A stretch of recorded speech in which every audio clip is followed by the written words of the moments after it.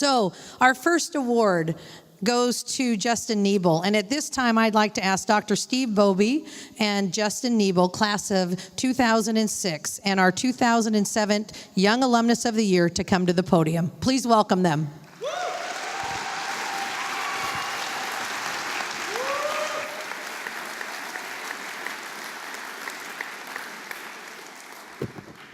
Good morning. It's my privilege to introduce to you my good friend, Justin Niebel. Justin was an outstanding business administration and communication major at Roberts. He served as Student Association class president for all 4 years, Senate presidential chair, Arch ambassador tour guide, freshman seminar mentor, Fellowship of Christian Athletes representative, and participated in interclass council. Justin was also a cross-country and track captain and All-American, and participated in SIFE, which is now known as Enactus, contributing to the team's first of 3 Final Four appearances, finishing 4th in the nation in 2006. And somewhere in the middle of all that, had time to study. Justin's business faculty describe him as positive, teachable, and engaged, recalling a shy but capable young man growing in confidence and leadership. Professor Todd recalls receiving an email from Justin following a job interview during his senior year. 10 minutes into the interview for a sales development position at M&T Bank, the interviewer dropped an M&T Bank pen on the table and asked Justin to sell it to her, which he promptly and confidently did, drawing on his experiences in Professor Todd's personal selling course. Professor Carrie Starr shared that although Justin was not on the Enactus presentation team, he served as lead scout, watching and learning from other teams at regional and national competitions and suggesting opportunities to improve our team and increase its impact. That commitment endured past Justin's graduation as he continues to provide feedback and guidance to our current teams. Justin shares that the people at Roberts and his overall student experience challenged him to be an ever better person academically, athletically, and spiritually. After graduating from Roberts, Justin earned his executive MBA at the University of Rochester's Simon School of Business. Justin has worked for Windstream Communications as an account executive, for M&T Bank as an assistant branch manager. He currently serves as major account executive in higher education and government markets for Charter Communications, Spectrum Enterprise Division, where he has consistently exceeded sales goals. Justin is a founding member of the Roberts Wesleyan College School of Business National Council and serves on the Roberts Wesleyan College Alumni Council. He's a volunteer men's ice hockey coach at the University of Rochester, where he helped set up an inner-city reading program with 3rd and 4th graders and a scholarship for disadvantaged Rochester children. He is also actively involved in the Parenton Youth Hockey League, where he coaches and instructs top hockey goaltenders in the Rochester area. Justin grew up on a grape farm in Sheridan, New York, and graduated from Fredonia High School. He's married to Erin. They have 2 children, Jackson and Aubrey. Justin, thank you for your commitment to excellence. Your life bears the fruit of a trained mind, skilled hands, and a heart yielded to God. Your service to the college and the community inspires each of us to use our gifts and talents to make a difference and live lives of significance. Please join me in warmly welcoming Justin Niebel.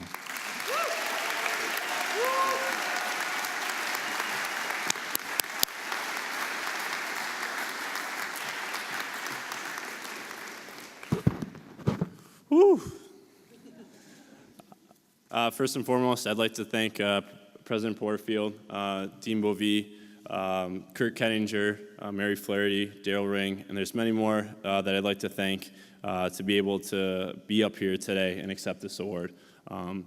It's deja vu in a lot of ways to be back on campus. I remember myself as far as in these seats almost 15 years ago.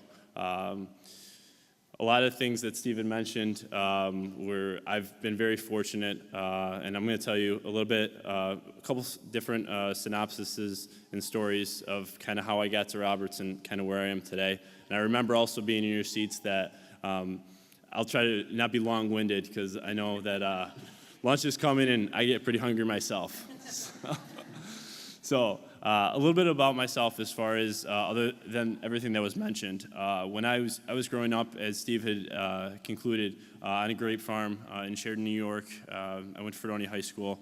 One of the big things growing up was that I had loving parents, two loving parents, and also siblings that really pushed me and really set the bar and always kind of were there to guide me when I was growing up. And that really kind of aligned very well with the college as far as when I got to know Roberts. And the stories actually that I'm going to tell today, the one story is actually how I learned about Roberts is actually when I was a junior in high school, going into my senior year. I was actually I was really big into playing, in athletics and playing hockey. And actually I had met a coach, which my dad actually had signed me up for a 5K that I thought actually we were only going to be volunteering for, but then I learned later that he actually paid for the thing as far as the race, and that I was going to run in the race, which I wasn't a runner at the time, but I inadvertently became a runner.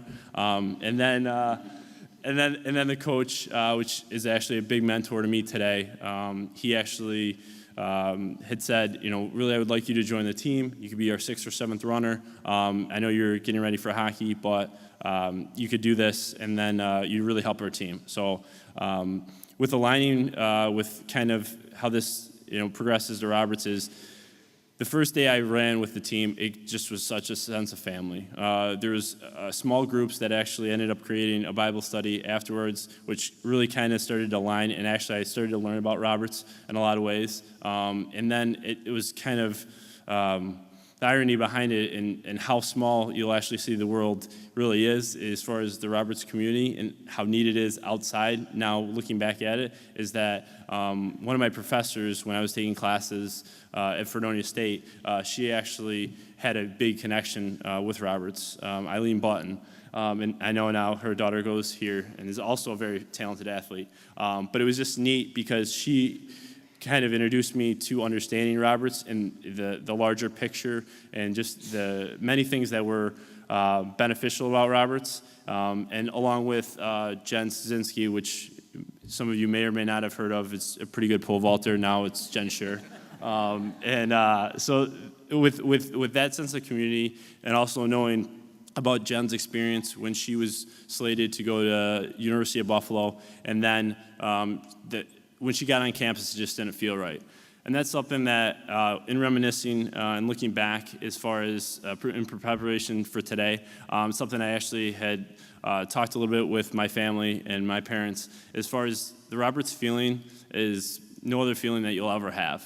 And I can say that now, looking back at it, because it's such a sense of community to be here, even more so now because I have a family, I'm involved in a lot of different things, and I can see the sacrifices that when I was growing up, my parents and my siblings were making, but also more so now with the sacrifices that my family makes to be able for me to do a lot of the things that I do today. And I'm extremely thankful for them, because without them and my in-laws and my godparents, I would not be able to do or the person that I am today.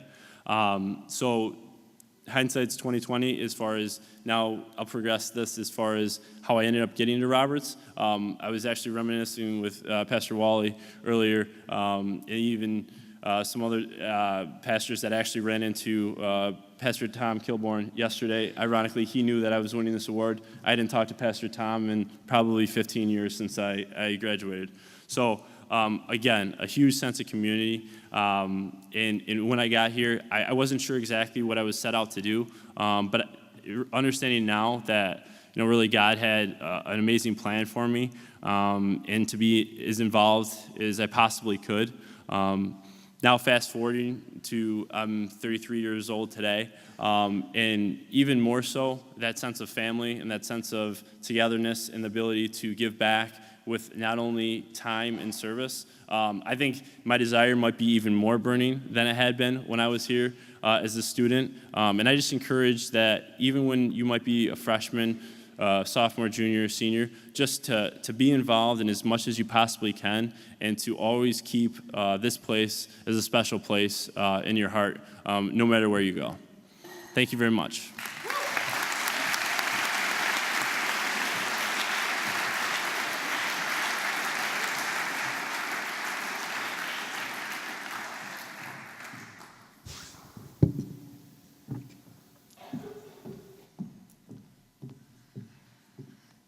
For our second award, would you please welcome the 2017 Roberts Wesleyan College Alumnus of the Year, John Walsh, class of 1990, and Dr. Rod Bassett as they come to the stage.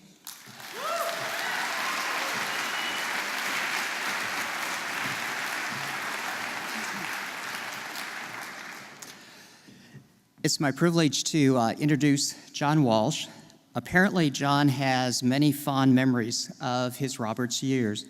Moving into Carpenter Hall as a freshman for the second time, the first time was as a 2-day-old baby with his parents, who were the Carpenter Hall resident directors.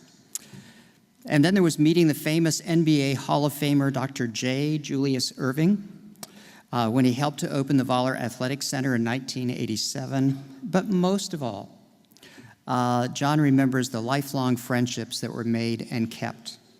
Relationships with faculty were key too. Professors like Harold Hurley, David Basinger, and Charles Herman challenged John and set him on a journey to be the best academic he could be. Dr. Charles Herman, former professor of history at Roberts, writes the following of John. The mix of Canadian and U.S. students at Roberts provided a learning environment that was delightfully rich and expansive. Collectively, the students at Roberts were among the best I encountered during my teaching career, and John would rank with the best of the best. Among the qualities that made John an exceptional student, the following were especially remarkable.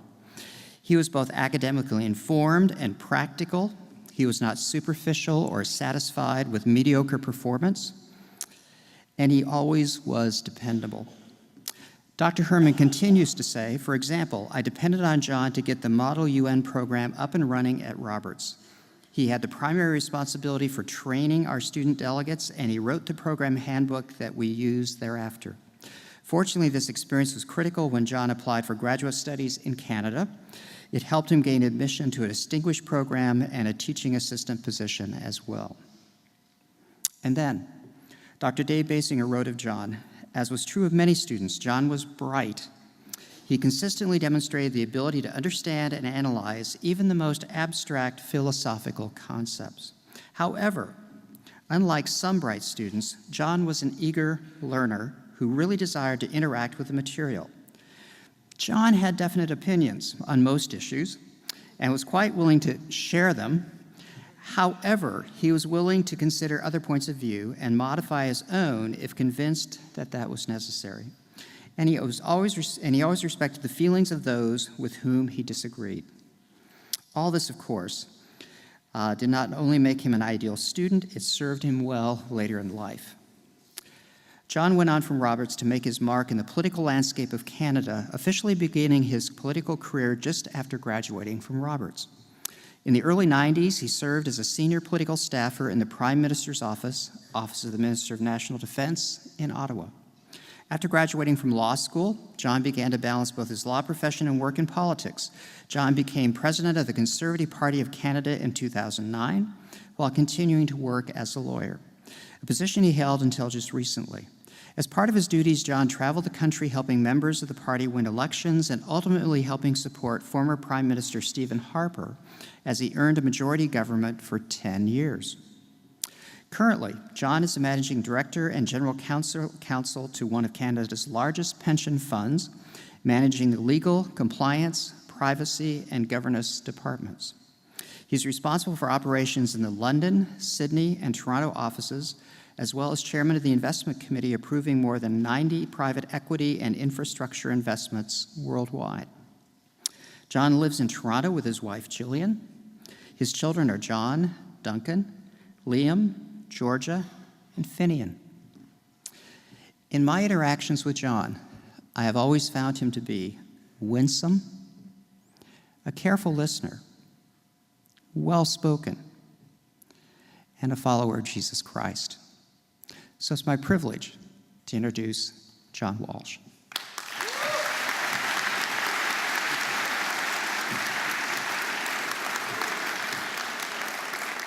That is an extremely warm introduction and welcome. Thank you very much, Dr. Bassett.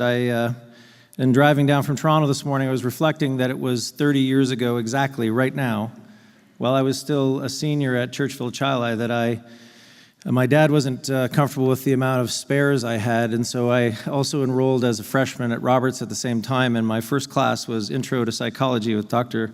Bassett. 30 years ago, right now. Man, that feels like it went by pretty quickly. Thank you very much. Thank you, Dr. Porterfield. Thank you for the alumni, for the students who are here. Thank you for being here, the faculty. And for Roberts Wesleyan as a whole, I can't tell you how much this place has meant to me, how important it has been in my formation and my journey.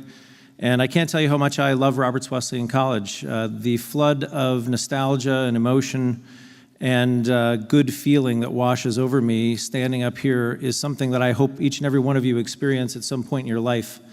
You have to get to 49, I think, before you start to really feel the things that you did when you were your age and how important they were when you were my age. I want to share a few of those things with you. And I talked to a friend of mine who didn't go to Roberts in Toronto a couple of days ago, and I mentioned a couple of things I thought I would say, and he said, "That's a terrible idea. These 19 and 20-year-olds are invincible. They don't want to hear anything about the things that have happened in your life and what they might mean to them. They'll be ignoring you and waiting for lunch and trying to get out of here as fast as possible." I said, "Well, you didn't go to Roberts. I feel a little more strongly about the student body here, and I won't take much of your time, but I do want to leave you with three thoughts. Let me come back to them in detail, but what they are is that you're going to experience failure in your life even though you don't quite know it yet. Number two, you should participate anyway. And number three, don't participate alone, participate in community. I've learned those things here. Let me tell you how it happened. Life is a struggle, and some of you have already experienced that, and some of you will experience it. I guarantee all of you, by the end of your lives, will have experienced lots of failure. It's not about that. It's about what you do when you experience it. It's about the measure of you in how you handle the curves that life is going to throw you. Dr. Bassett mentioned Dr. Livermore. I remember very well, I think probably my dad does too. In second year, as a sophomore here, I wrote one of the worst papers that any human being has ever written. I thought I could get away with it because I was 18 and cocky, and I thought I knew a lot. And I handed it in to Dr. Livermore. I think it was an Old Testament. I still have the paper at home. I was going to bring it, but I don't want to lose it because it's been too important to me. When I was sitting near the front of the class and he handed the papers back, anybody from 3 rows away would have been able to see the massive D- at the top of my paper in red felt pen. Underneath it, he wrote, "You deserved an F. Next time I'll give it to you." I was stunned. I was not used to that grade, and I was ashamed. And I remember going back to my room, and it shouldn't have been as big a deal, I guess, as it was, but for me it was a moment that I remember to this day. I think about it a lot. It was a turning point for me because I thought I could get away with no effort. And Dr. Livermore reminded me that life is about putting in effort, and even when you fail, which I should have done in that paper, thanks be to him for not doing that, I took that away, and my academic career after that was different because I realized that it takes effort. The rest of my life has had lots of failures in it too. For all the successes that I've experienced, politics is a great way of learning about failure. I've been a part of election campaigns that have been the biggest, well, one of them was the biggest failure in Canadian political history. How's that? We started with 190 seats and ended up with 2. It was a disaster, and I was a part of that. But it's about what you do after you experience that failure. And Roberts, through Dr. Livermore and many other ways, taught me those valuable lessons. Second thing is, whether it's hard, whether it's a struggle, whether you're going to fail, you've got to participate anyway. There are lots of people in this world that you'll meet who go to work, come home, flip on Netflix, watch 3 hours of TV, go to bed, wake up, do the next thing, do the same thing the next day. And that's one way to live, but it's not the way that Roberts taught me. It's not the way that Roberts is teaching you. It's teaching you to participate. One of the great things about a school of this size is that you have the opportunity to participate. I wasn't a particularly good basketball player, as my fellow Roberts alumnus and dear friend Brad Garrett, who I played basketball with here, would tell you. Jeff Miller, who I played high school basketball with at Churchville Chile, will especially tell you that I wasn't very good. But Dr. Ken Sisson, who was the basketball coach here at the time, when I went and tried out, he essentially said, hey, you're not very good, but you should participate anyway. And I went on to sit on the bench a lot and then became a student assistant basketball coach, learned a lot about basketball, learned a lot about participating. I played baseball here. I was in student government here. Dr. Herman mentioned that I was a part of starting the Model UN program here. I didn't know anything about politics when I started. When I finished, I was addicted to politics. I went on to Washington, I went on to Ottawa, and my whole life has been about the political arena, and I learned that here through participating, even when it's hard, even when you don't feel like you have the time. The third thing is don't participate alone. One of the things you're experiencing here is community. Kurt Kettinger's dad, Leroy Kettinger. Dr. Kettinger was the dean of students when I was here, and he preached the theme of community all of the time. And I remember it vividly because I didn't understand what it meant.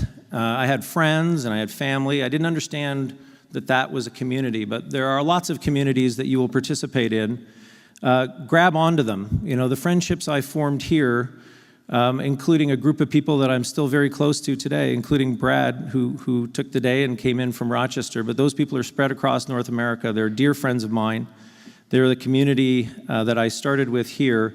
I have many more communities that I've been a part of, whether it's your faith community, whether it's your family, whether it's people you continue to know and love from here. Embrace community, because when you do fail while you're participating, the community that it surrounds you are the people that will help you pick yourself up, help encourage you to do more, help encourage you to say yes to more opportunities. And so remember those three things as you're sitting through lunch, if you care to. Those are things I learned here. You have the opportunity to learn those things and all kinds of other things while you're here. Don't lose that opportunity. Don't miss the chance that's been given to you to be at what I believe to be one of the greatest institutions in the world. I've been to a lot of schools. I've met a lot of people from a lot of schools. I love this place, and it's a delight to be back. Thank you very much.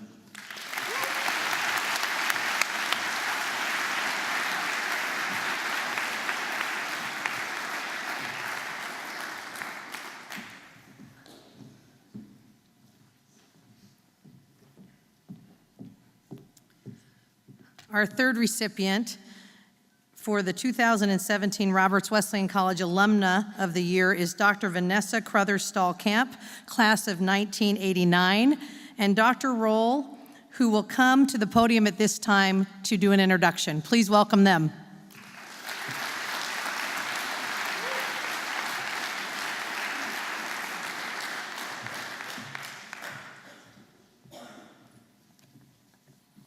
Good morning. On behalf of the Department of Biological and Chemical Sciences and the Health Professions Program, I'm happy to be back again to welcome Vanessa Stallkamp into what I call the Roberts Hall of Fame. Vanessa graduated from Roberts with a degree in chemistry, and Roberts has played an influential role for almost her entire life. From birth to age 4, she lived in Greek Village, now known as the Alumni Village, and while her parents worked at the college. There are not too many alumni who start out at the college that young. When she was a freshman in high school, she and her family moved back to North Chili, where her father served as the president of Roberts Wesleyan College, for whom the clock tower in front of Smith Hall was constructed. She was involved in the RWC Community Orchestra while in high school, and all these experiences made her a part of the RWC family even before she was a student. As a student at Roberts, Vanessa participated in student government as treasurer and president and was a resident advisor. She enjoyed hanging out with her suite mates in Minor Hall, running around the Smith Science Center, which is now Smith Hall, when she should have been studying, and supporting all the various functions that she and the Student Association helped put together, including concerts parties, and movies. The faculty at Roberts played an important role in her life. The ability to link her studies in the classroom to her faith had a lifelong impact. Dr. Chamberlain in chemistry taught her to be precise and analytical in more than one way. Dr. Bassett and Dr. Koisman taught her to look at life and life's issues and challenges from a different perspective. Dr. Miguel taught her how to study the Bible. Dr. Cheryl Repass taught her grace when Vanessa received her worst grade on a test. She got a D. But her world did not end, much to her surprise. Dr. Julie Grimm noted, "I remember Vanessa well as a bright and articulate young woman who had a love of medicine and psychology. We had a number of conversations about how she might use her gifts, and I secretly hoped she would choose psychology. Looking back, I see her wisdom in following God's leading as she allowed herself to be used by God in the medical profession, serving women and bringing new life into the world. Vanessa, you have blessed so many in your medical practice. My sincere congratulations." As an organic chemist, Vanessa taught me the meaning of equanimity in the organic chemistry lab.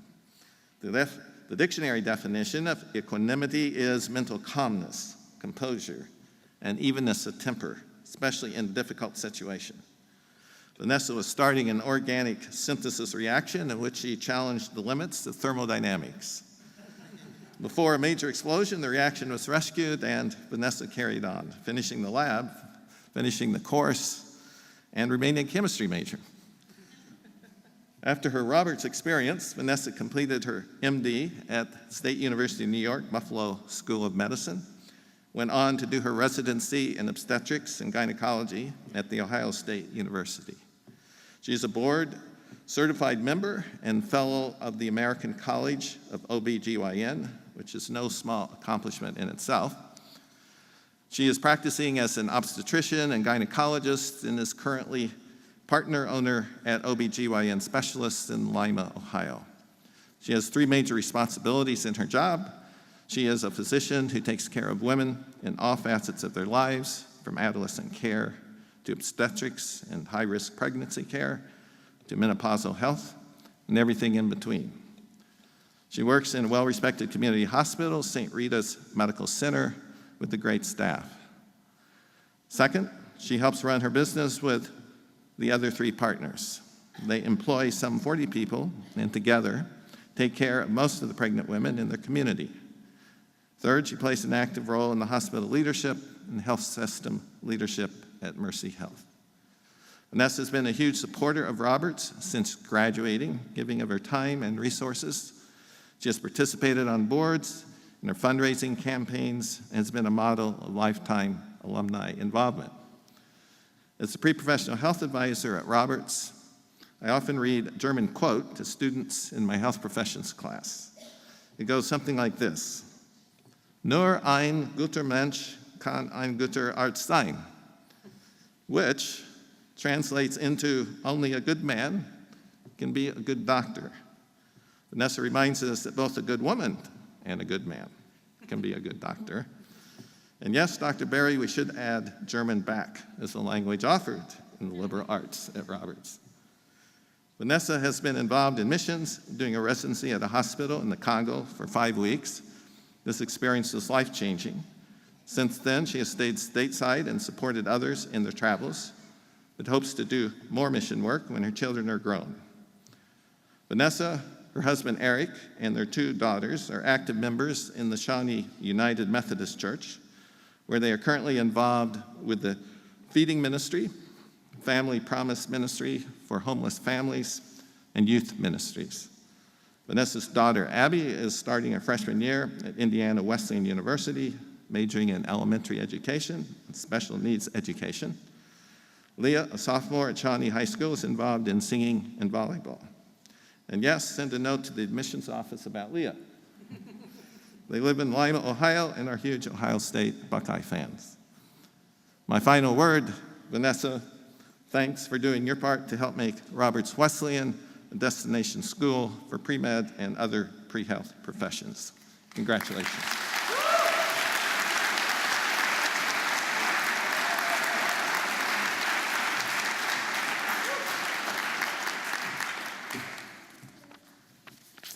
Thank you, Dr. Porterfield, and the faculty and staff at Roberts Wesleyan for this incredible honor. I'm truly humbled.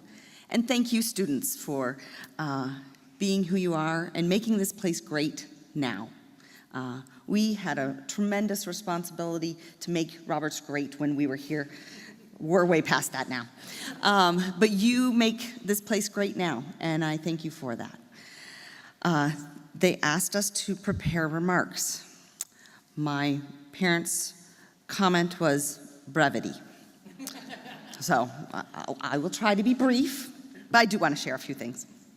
I look back at my time at Roberts, and it was important for many of my formative memories. Most of them fabulous. Not all of them, but most of them fabulous. That D from Dr. Repass, not so fabulous. There are so many things I am so very, very thankful for. I thought about Ora et Labora. Now, we have a new crest, but back in the day, our little crest was Ora et Labora, pray and work. And I thought I could say something about the spiritual formation that was instilled at Roberts and the work ethic that we all were instilled with when we were here. Or education for character, I know you've heard that one. And how Roberts prepared me so well for the next chapters in my life in medical school and residency and on to practice as an obstetrician. But then I actually looked online at Roberts' website, recognized I'm old, and we didn't have a website when I was here. We didn't have computers very much when I was here. Email came around when I was in med school. So we didn't even have email. But we have a great website now. I'm really quite impressed with it. I got on it last week, and I was looking at what we believe at Roberts and their foundational assumptions. So the foundational assumptions at Roberts Wesleyan, in case you haven't looked at that little piece on your website, are scholarship, spiritual formation, and service. And those really did resonate with me. So let me talk about those three. First, scholarship. I am ever thankful for the great education I received here. I majored, as Dr. Roll said, in chemistry and psychology. Chemistry because I like science. Psychology because I don't like science alone. And so I didn't know what I was going to do when I was 18 years old, and they said I had to pick a major. Well, my daughter just started her freshman year at Indiana Wesleyan University, and half of her class are undeclared. So it's okay if you don't have a major. I started with those and finished with those. Dr. Roll, I took several classes for him, and I'm so thankful for him and his role in my career, both as a professor. He was not easy. He taught me well, and so I had a great education because of him, as well as many of the professors who aren't here anymore. And then psychology, Dr. Bassett, I took many classes from. Dr. Grimm had just arrived in my junior or senior year, and we had many conversations.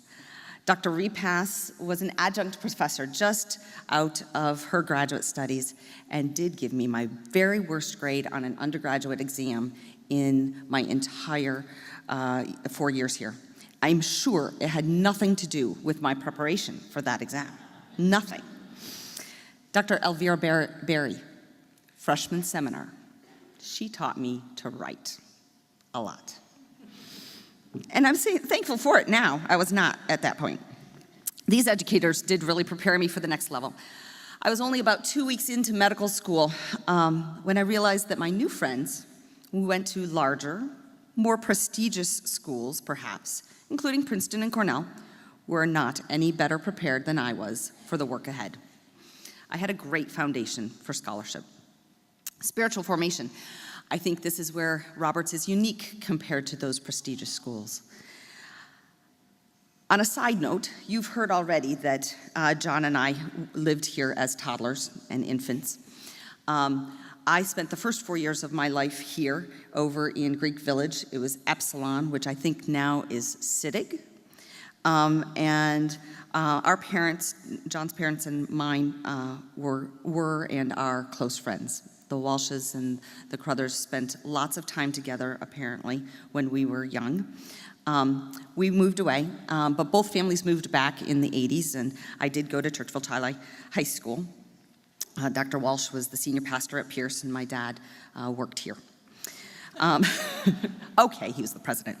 But Roberts and the Pierce community were a vital part of my spiritual foundation.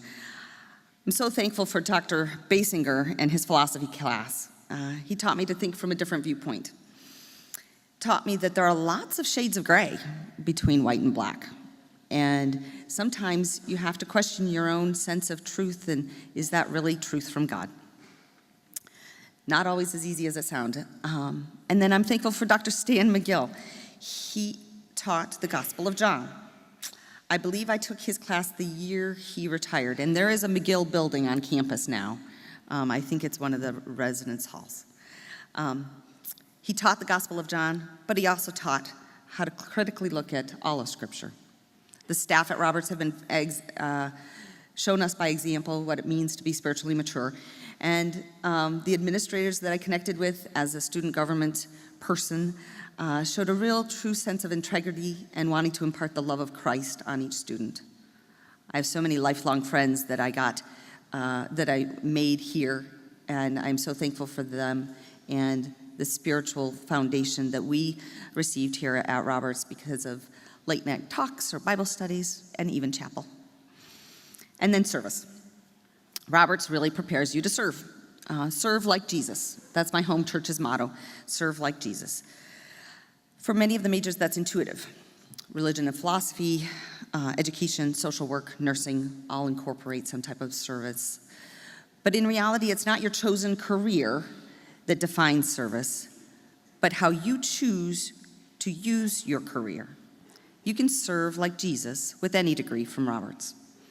My service currently is primarily to my patients. I serve in the act of medical care as well as the act of the whole patient, physically, mentally, and spiritually. One of the most emotionally charged events in one's life is the birth of a child. And to be a part of that experience every day is an incredible blessing. When it's easy, it can be incredibly joyous and a wonderful occasion. When it's a difficult birth, or when it's fraught with uncertainty, I'm thankful that I can show God's love then as well, and perhaps help a family through a really tough time. I thank Roberts for helping me to foster that Christ-like service. So I am thankful. I'm thankful for the scholarship at Roberts, for the spiritual foundation I received at Roberts, and thankful that you and I can go and serve like Jesus. Thank you.